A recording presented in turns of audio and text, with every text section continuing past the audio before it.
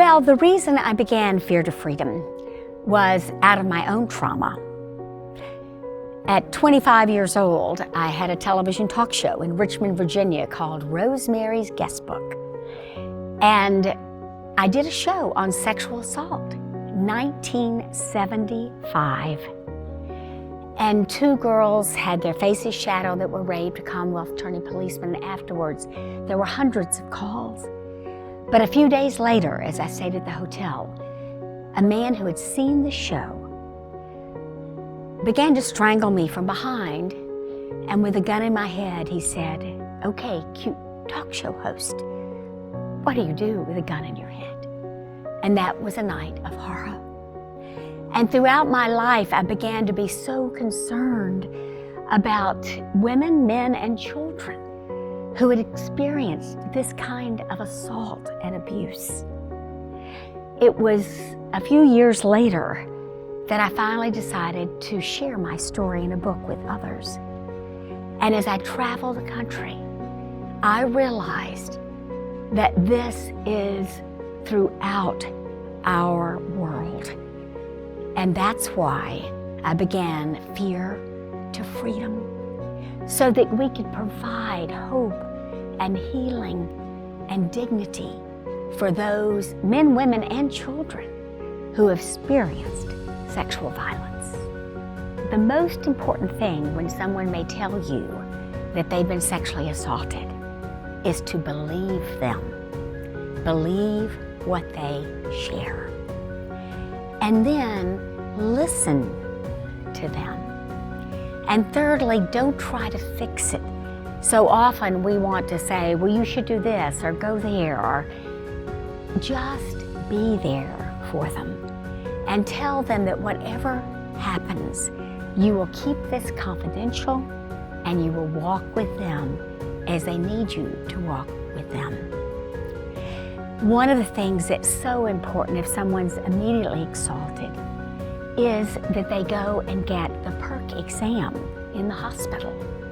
And I have walked with many women to that hospital, and it's a frightening thing, but the forensic nurses are so gentle. And yet, that's the only way many of the people who have if it's a boyfriend or if it's a rapist or whatever the situation is, may come to justice. Only 6% of rapists are ever put in jail. And that's a very, very low number. So I'm there to support and encourage them, to tell them that it's not their fault, to tell them to not blame themselves, and to say to them, you are not alone. We will walk with you. Well, one of the ways is to be involved in our Hour to Empower.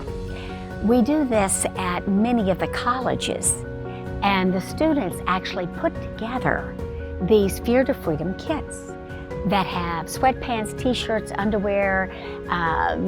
The children have some toys. It has a journal to begin writing in. And what I realized when I took girls to the hospital, that all their clothes were kept for evidence. And so they were walking out in paper scrubs or hospital gowns, which added to their shame and guilt.